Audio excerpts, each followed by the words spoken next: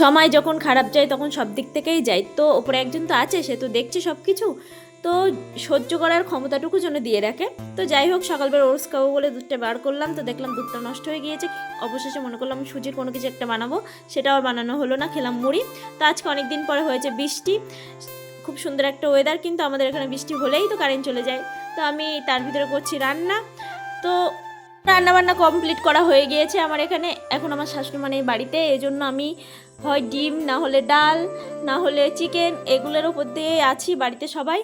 খুব একটা আমি মাছ কাটতেও পারি না, ধুতেও পারি না, পার্সোনালি আমার কেমন একটা হয়, হয়তো শাশুড়ি মা করে বলে ওই জিনিসটা আমার অভ্যেস হয়নি। তো খাওয়া দাওয়া করে এখানে গিয়েছিলাম ঘুমিয়ে। তো এখানে ঘুম থেকে উঠে হঠাৎ শুনতে পেলাম যে আমাদের বাড়িতে সাপ ঢুকেছে। এখানে আমি আর আমার মেয়ে ঘরের ভিতরে শুয়ে আছি, তার মধ্যেই দেখলাম যে আমাদের ঘর থেকে সাপ বেরিয়ে আসছে। তো হচ্ছিল এখানে বৃষ্টি, খুব সুন্দর একটা ওয়েদার। তো বেশ অনেকদিন পরে আমাদের এখানে বৃষ্টি হয়েছে, তো বেশ সুন্দর ওয়েদার। তো এখানে ফ্রেশ হওয়ার পরে খেয়ে নিলাম একটু লস্যি। তো এখানে আমি এখন যাব একটু বাইরের দিকে।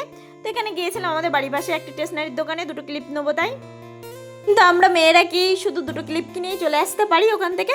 তো যাই হোক, এখানে দেখছিলাম দুটো হার, তো এর থেকে যে কোনো একটা নিয়েছি, গেস করো তো কোনটা নিয়েছি আমি। তো এই দাদাটা খুব রিজনেবল প্রাইসে দেয় আর কি। তো এখানে আমি নেল পালিশ দেখছিলাম। তো আমার মতন কে কে বলো তো যে নেল পালিশের কালার দেখার জন্য আর বাকি 5টা আঙুলের নেল পালিশ পরে নাও। তো এখানে গিয়েছিলাম একটু পার্কিংয়ের দিকে। এখানে ছিল দিদির একটা ডায়েরি আমার কাছে, তো খুব সুন্দর একটা উইশ লিখেছে আমার জন্য, থ্যাংক ইউ দিদি ভাই।